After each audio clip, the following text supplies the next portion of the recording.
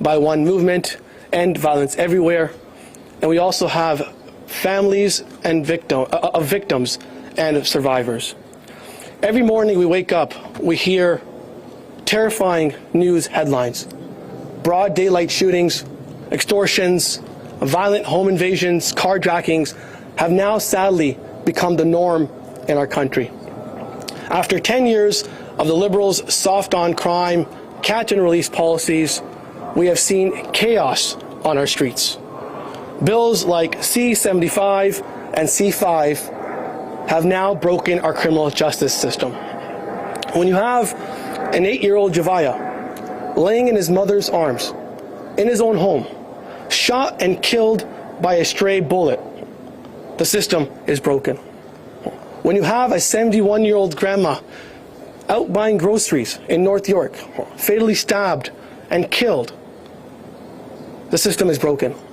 When you have a father here in Vaughan protecting his daughter, his family, in a home invasion, and is shot and killed, we have a broken system.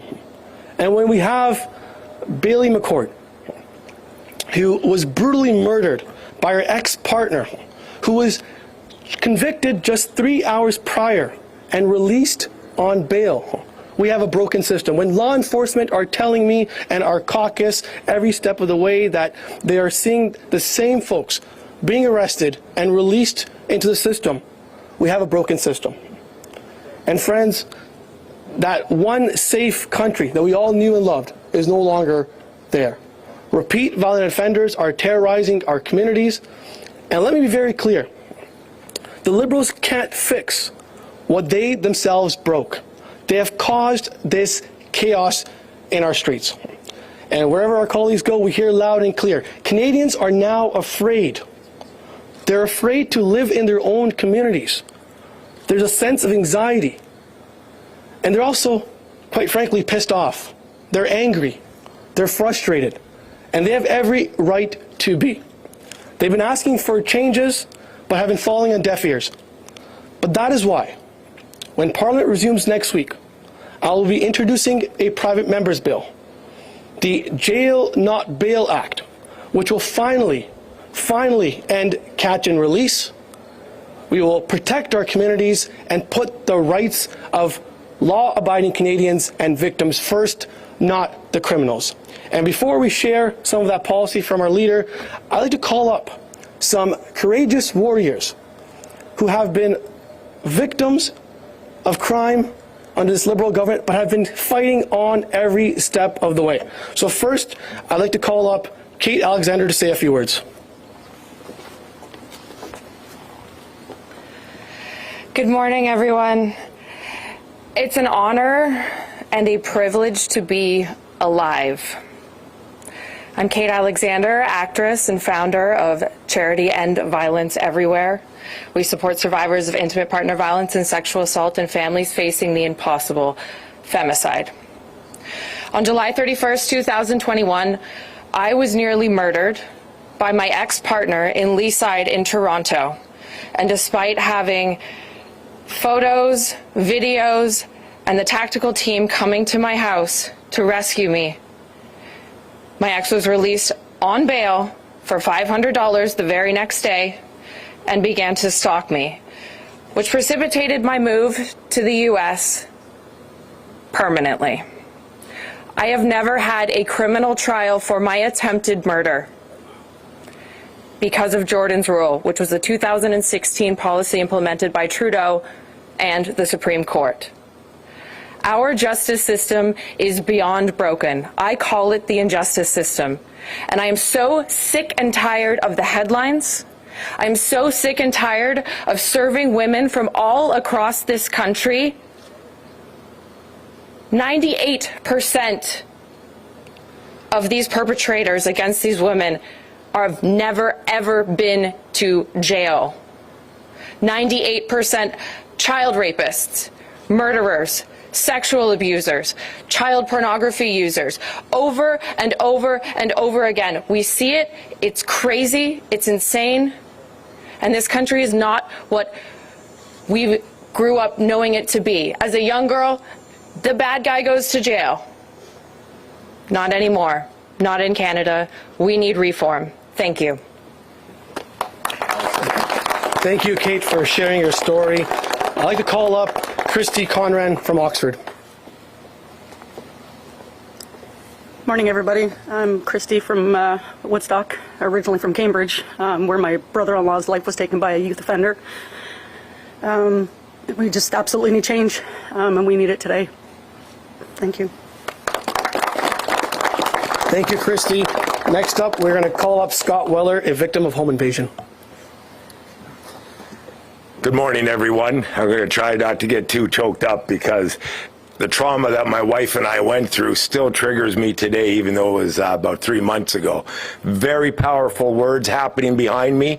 And the fact of the matter is, my wife and I are petrified to be in our own home. I'm an average Canadian.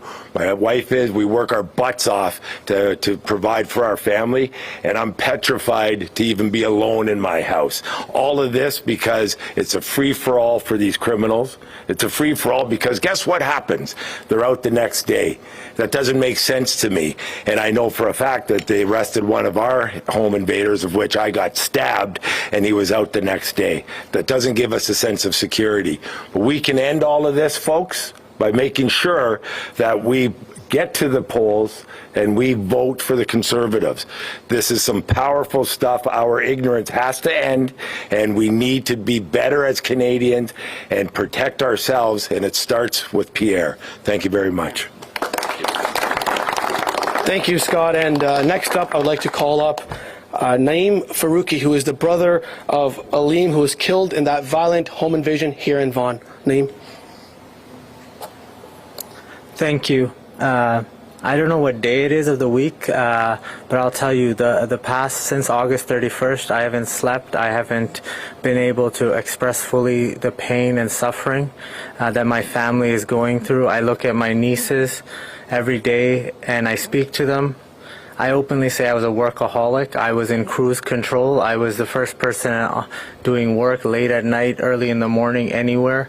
You can ask my clients, but you know, I've stopped because I think as Canadians we've gone into cruise control and we've left our country to people who are truly incompetent to run it. And you know, I just want people to recognize that this can happen to anyone. And my brother died a hero in the most noble way. He tried defending his girls and his son and his wife from a bunch of cowards who do not understand what they've done, and I hope that justice is swift. And I can't even fathom what the hell this is in terms of letting them out, people out. I never paid attention to this, but I'm listening, and I hope the rest of Canada is listening. We need our Canada back. Thank you, Naeem. And thank you to all our courageous warriors for sharing their stories. And with that, I'd like to call up to the podium to share our Conservative plan for jail and not bail. Please join me in welcoming to the stage the next Prime Minister, Pierre Poilievre. Thank you. Merci beaucoup, Arpan, et merci aux victimes courageux qui ont partagé leurs histoires devant tout le monde. Tout d'abord, avant de commencer, permettez-moi d'offrir mes condoléances à la famille de Charlie Kirk, qui a été assassiné hier à un campus universitaire pour avoir exprimé ses opinions. Peu importe la politique, peu importe les opinions exprimées, la violence n'est jamais justifiée. Tous les chefs, tous les représentants, tous les Canadiens devraient dire avec une voix très forte que la liberté d'expression doit permettre tout le monde de parler sans crainte et sans violence. Et c'est ça le Canada. Et j'espère qu'on va pouvoir aller de l'avant tous ensemble, unis pour le principe de liberté d'expression. Aujourd'hui, nous sommes ici avec des victimes courageuses qui ont souffert des drames extraordinaires, avec comme résultat d'avoir perdu des membres de leur famille, d'avoir été terrorisés, Certains ont perdu un frère, un époux. D'autres ont juste vécu des horreurs inimaginables. Regarde la maison. C'est une maison dans laquelle le propriétaire a dû dépenser 100 000 $ pour la sécurité. 100 000 $ pour protéger cette maison. Les gens ont peur. C'est la terreur dans nos rues après 10 ans des libéraux. Et, ayant aucune question, les politiques que les libéraux ont mis en place ont causé cette horreur. En 2019, David Lametti était le ministre de la Justice et lui, il a introduit la loi C-75, une loi qui oblige les juges de libérer des accusés avec le principe de modération à la première occasion possible avec des conditions les moins sévères. Ça, c'est dans la loi que les libéraux ont mis en place. Résultat, 330% plus d'extorsion. Agression sexuelle, 76% augmentation. Crimes violents, 55%. Homicide, 29%. Une majorité des Canadiens ont dit à Léger, un sondeur, qu'ils ont peur de vivre au Canada maintenant. Une majorité des Canadiens dit aux sondeurs qu'ils ont peur de vivre au Canada aujourd'hui. On sait les histoires. David Senecal, lui qui a violé un enfant de 3 ans. C'est un homme qui a été libéré après avoir fait exactement la même chose à un garçon de 12 ans. Lui qui a 6 ou 7 crimes dans son passé. On voit l'histoire d'Alim Farouki, le père courageux qui a été tué dans sa maison devant ses enfants par 3 criminels. Il a perdu sa vie en faisant l'acte le plus courageux qu'un homme peut faire, c'est-à-dire défendre sa famille. Nous sommes ici aujourd'hui pour demander d'abroger les réformes légales que le gouvernement libéral a mis en place. On va proposer aujourd'hui un projet de loi d'Arpancana qui va abroger et remplacer le principe de modération et mettre la protection de la public en premier dans les décisions de libérer des accusés. Introduire une nouvelle catégorie d'infractions graves, par exemple le traite de personnes, le cambriolage, les vols qualifiés et l'extorsion aux incendies criminels et aux agressions, dans laquelle ça va être le devoir de la personne accusée de prouver qu'il n'est pas une menace à la population pour obtenir la libération sous caution. Renforcer les lois sur la mise en liberté en obligeant les juges à tenir compte de l'ensemble des antécédents criminels de l'accusé et interdire à toute personne condamnée pour un acte criminel sérieux d'être libérée. On va abroger la loi libérale C-75 qui a causé cette misère et on va mettre des criminels en prison. C'est juste un exemple des propositions. Les conservateurs vont travailler avec n'importe quel parti pour protéger la sécurité du public. J'ai déjà dit que notre parti, oui, on va s'opposer, mais on va proposer.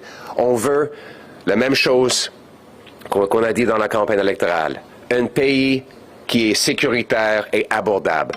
On va réinstaurer la promesse du Canada que chacun qui travaille fort peut avoir une belle vie dans une belle maison abordable avec des épiceries abordables dans des communautés sécuritaires. C'est ça notre but. Donc, travaillons avec nous afin d'adopter cette loi conservatrice qui va protéger le public et mettre les criminels en prison. Merci beaucoup. Thank you very much, everyone. Before I begin, please allow me to offer my condolences to the family and loved ones of Charlie Kirk, the 31-year-old father of 2 who was mercilessly assassinated yesterday at a university campus for having expressed contrary views. Universities are supposed to be places of debate where differing opinions can be offered and exchanged in peace and security. We must all unite, regardless of our political views, around a simple principle. Political violence is never acceptable. Every person should be free to express their opinion without fear of violence. And speaking about fear of violence, this house here behind me, the owner has spent $100,000 on extra security. Bulletproof windows, camera systems, alarms, electric fencing in certain parts of the home. I won't get too specific because I don't want the bad guys to know exactly where and what he's got. But can you imagine spending $100,000? Do you know before the Liberal government you could buy a house in some parts of Canada for under $100,000? Now that's what it costs to secure your house. Crime is raging out of control. And you heard the stories of the courageous victims behind me today, telling their stories.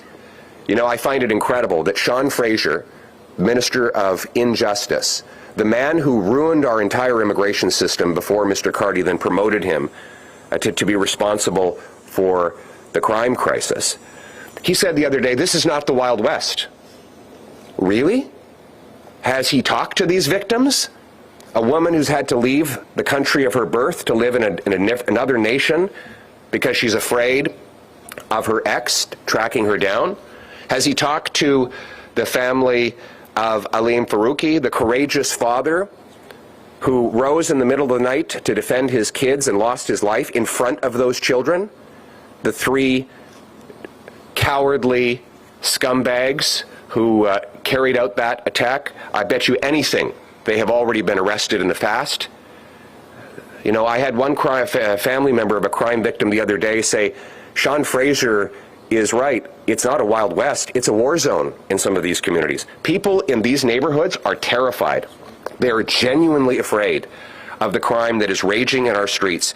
And these are not just stories. This is not sensationalism. This is data and facts. Here's what the facts say if you believe Statistics Canada. Under the Liberals' catch and release system, extortions are up 330%. Sexual assaults up 76%. Violent crime up 55%. Homicides up 29%. A majority of Canadians told a pollster that they worry a lot or worry sometimes about their own personal safety. A majority of Canadians are now afraid to live in Canada after a decade of these Liberal laws. In Toronto, residential robberies are up 50%. And we see more than 900 armed robberies in the last 2 years. The rate of armed robberies is actually doubling. And the stories are piling up. They are horrendous. We've got the story of James Plover. He was released while awaiting sentencing. 3 hours after his release, he brutally murdered Bailey McCourt, his ex-wife, in a parking lot just 4 kilometers from the courthouse. Daniel Senecal. He had already been convicted of sexually assaulting a 12-year-old boy, and the Liberal justice system released him so that now he's charged with raping a 3-year-old child. This is sick. As a father, I am sickened by these stories and the unnecessary nature of them. All of these crimes were avoidable if the criminals had been kept where they belong, in jail, and not released. And then, of course, we heard from Naeem, his brother Aleem, who is a hero, frankly, a true hero. He did the greatest act of courage that any man could do, defend his family, and he lost his life for it. Again, almost certainly a totally avoidable tragedy. How did this happen? You know, some people say we need bail reform. No, we have bail reform. That's the problem. We have Liberal bail reform. It's called C-75. And let's stop blaming the judges. The law is very clear. The Liberals wrote into the law that a judge must release the accused, and I quote, at the earliest opportunity, under the least onerous conditions. At the earliest opportunity, under the least onerous conditions. That is the Liberal bail reform. And that is why in the city of Vancouver, they have had to arrest the same 40 offenders 6,000 times. That means each offender was arrested 150 times in 1 year. And then they get released and they reoffend. Released, reoffend.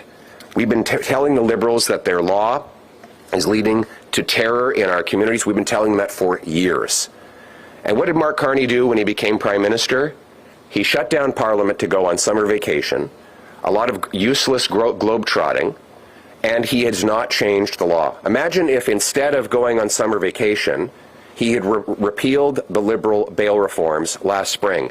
How many assaults, murders, robberies would have happened? Mark Carney, it is time for you to do the right thing and reverse Liberal bail laws that are unleashing terror in our communities. And if you won't do it, we will. That's why Conservatives are here today, to announce RPEN Canada's bill, the Jail Not Bail Act, to strengthen public safety and rebalance our justice system to put law-abiding citizens first.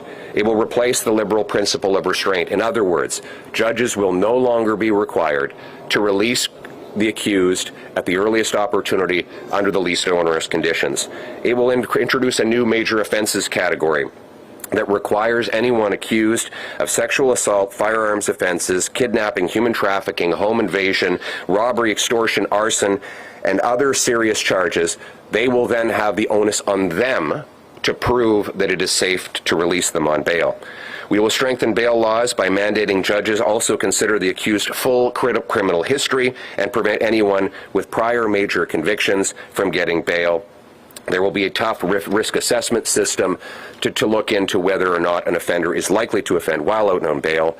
We will prohibit anyone with an indictable offense from acting as a guarantor for another accused person. This is on top of other conservative laws that we will bring in, like repealing C-75, repealing C-5, the house arrest law, bringing in a 3 strikes you're out law, meaning that anyone who's convicted of 3 prior offenses will automatically be denied bail, parole, probation, or house arrest. We will ban the Bishnoi gang. We will lock up extortionists. We will bring in mandatory jail time for intimate partner violence and other serious offenses. We want to lock up these criminals and throw away the key to keep our communities safe, to reverse the damage the Liberals have done. And we do this not out of hatred for the criminal, but out of love for the victims.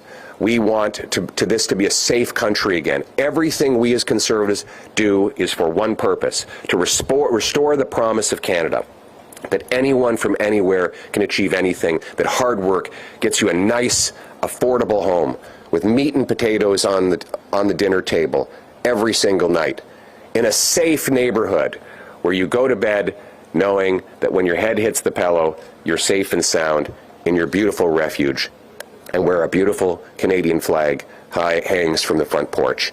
That's the promise of Canada. That's the hope of our future. So let's bring together this massive coalition from across the country of police chiefs, of victims, of members of Parliament, of victims advocates who are coming together now and demanding security, demanding that Canada be a safe and secure place, demanding that we put victims first, and that's what Conservatives will do when the parliamentary session returns. Thank you very much. Thank you. Now on to questions from the floor.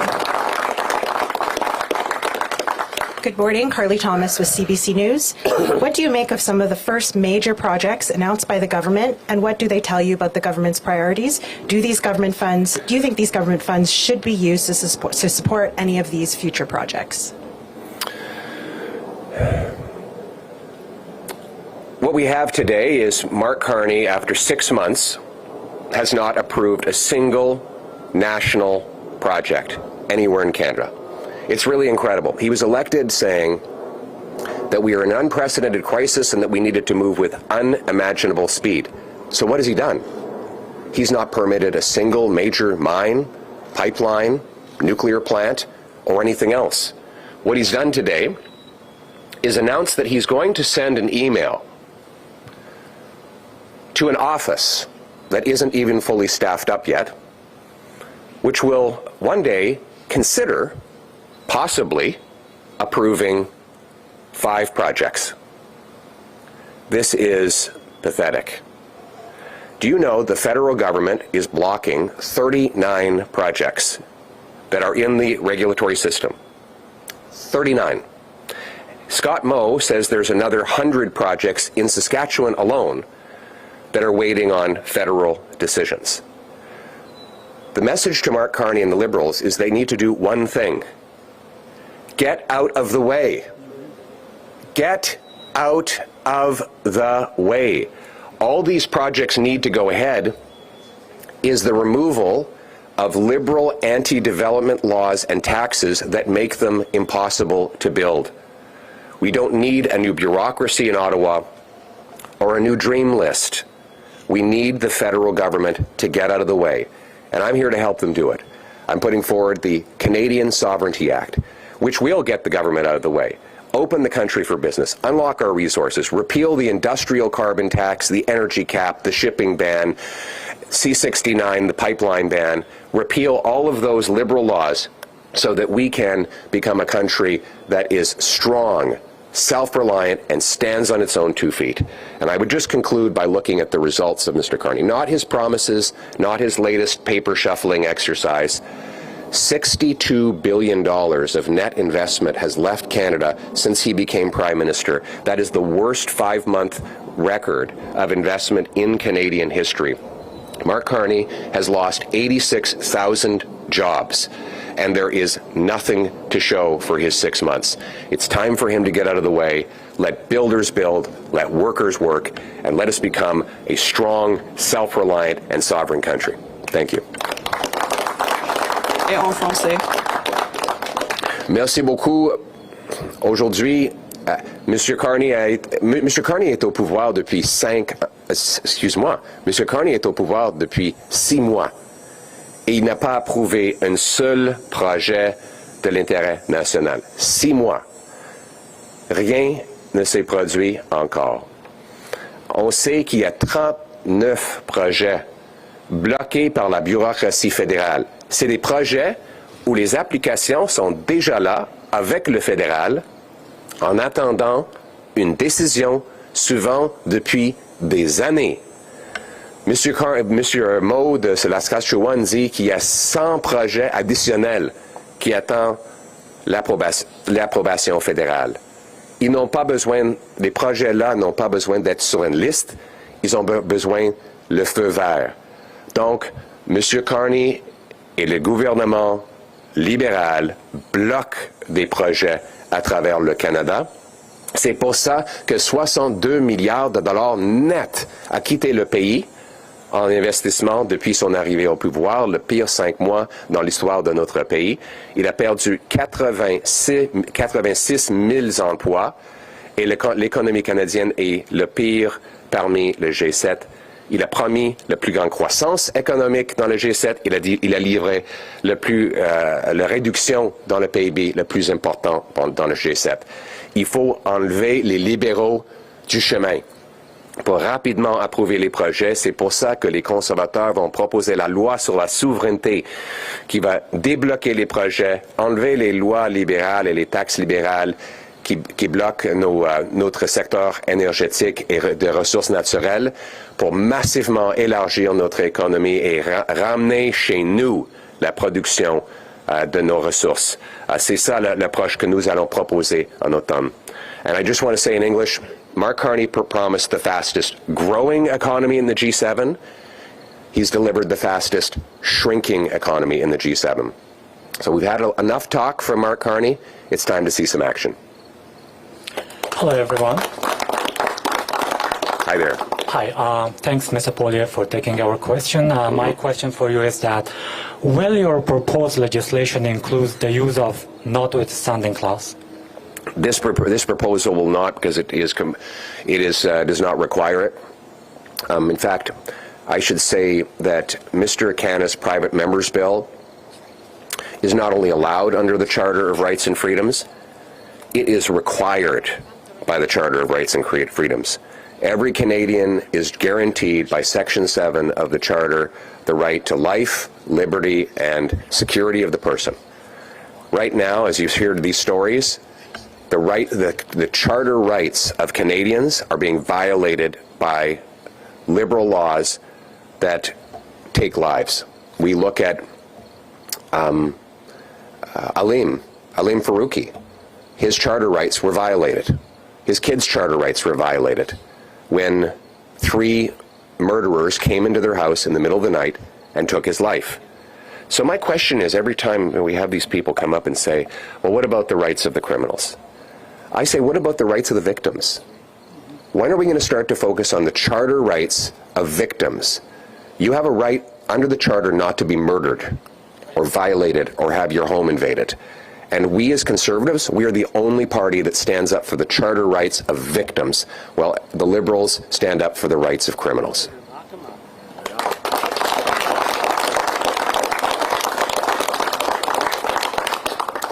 Thank you. This is Abhijit from Y Media, and just want to ask that you propose jail not bail for repeat offenders. Yes. But what there's going to be the oversight for unjust detentions as well? Thank you very much. It's a fair question because everyone has the right to be presumed innocent until proven guilty. That is true. But the people we're talking about keeping in jail are those who have already had prior convictions under the law. So when somebody has been convicted for 150 prior offenses and they're newly arrested, I think it's safe to say they should stay behind bars until their trial is done and or their sentence is complete. They're not innocent. They've had 150 prior convictions. We know they are career criminals. And with 3 strikes you're out, I think it's a great principle because it says no bail for someone who's 3 prior serious convictions. We already know that it's a guilty criminal that's been newly arrested, and therefore we are justified in keeping that person behind bars until the trial and or the sentence are complete. Thank you. Good morning, Mr. Poilievre. Ryan from Northern Perspective. One of the things that kind of shocks me is the lack of attention that the state-funded media has put on this issue since it became blatantly apparent as a result of the statistics. And you weren't even asked about that today, considering this is the focus of the press conference. And one thing that the media has not covered is the fact that in Hamilton, Hamiltonians have resorted to Facebook groups posting screenshots, posting video of people actually coming into their property to warn other people, because that's the resort that they've had to rely on. And as a result, with their safety, you're right, people are afraid in their homes. So the question is, and on behalf of all of the victims and all of the scared Canadians, have you built a coalition with the other opposition parties to ensure that this bill will pass? Thank you very much. And I think it's so important we have independent voices like you so that these stories that people are living in their real world are actually told. Because I agree that the Liberals don't want any discussion about the crime and chaos that they've unleashed on our streets, and they do everything in their power to change the channel, to make excuses, and to brush it off. But the reality is that Liberals created this chaos and only Conservatives will end it. As for a coalition, look, I'll be very blunt with you. All of the other parties in the House of Commons support the catch and release, soft on crime, criminal justice system the Liberals brought in. They voted for it. There's only one thing that's going to make them change, and that is pressure from voters. So I would say, if you're out there, if you're afraid, if you're angry with the terror and the crime that Liberals have unleashed, you need to call your local MP and say, if you don't vote for jail not bail, I won't vote for you. So I will be watching, and if you, Mr. or Mrs. MP, continue to vote for Liberal laws that turn criminals loose in our communities, then you will be defeated at election time. That is the only thing that will get Liberals, New Democrats, and Bloc Québécois members to do the right thing. Thank you. Last question. Thank you. Thank you for taking my question. Dharanjit from Red FM. You have a strong stance on crime and immigration policies. So do you believe that the federal immigration pattern has a link with the rising crime rates? And you also talked about to ban the Lawrence Bishnoi Group and to declare them as a terrorist organization in Canada. So are you going to take this matter in the House of Commons? So I'll answer your second question first. Yes, we will take the Bishnoi issue to the House of Commons. The Bishnoi gang is carrying out extortions and other violence in communities like Brampton, Surrey, Northeast Calgary. They need to be treated like a terrorist organization so that communities can feel safe again. The question of immigration, immigrants are not to blame. The Liberal government is to blame. Liberals are the ones that broke our immigration system. In fact, it's incredible. Sean Fraser is now the Minister of Justice. He was the person that destroyed the immigration system under Justin Trudeau, and he's got a promotion under Mark Carney. So if you ever thought things were going to be different or better, you only need two words: Sean Fraser. Yeah. He's literally, I think this guy is a human wrecking ball. He ruined the best immigration system in the world. Then he ruined the housing market, and now Carney's put him in charge of crime. Like, it's unbelievable. And I would say to everybody, don't blame immigrant people. My wife is an immigrant. The people did not cause this problem. It is the Liberal government. The Liberal government had an open borders policy that brought in too many people too quickly. They've admitted it now. They've now admitted that it hurt the housing market, the job market, and our social services. They admit that. So they can't turn around and name call other people who say the same thing that they're now saying. The Liberals should do, all the Mr. Fraser and what's the other guy? Mark Miller. They should give a tearful apology. That's the only thing they have left to do on the immigration file, is to come out and give a tearful apology. Apologize to immigrants who've been taken advantage of by shady consultants and by unscrupulous multinational corporations that are abusing temporary foreign workers. Apologize to all Canadians for the damage Liberals have done to housing, to the job market, and to our social services with their reckless policy. The Liberals and the Liberals alone are to blame for the broken immigration system. Thank you. That concludes today's press conference. Thank you very much.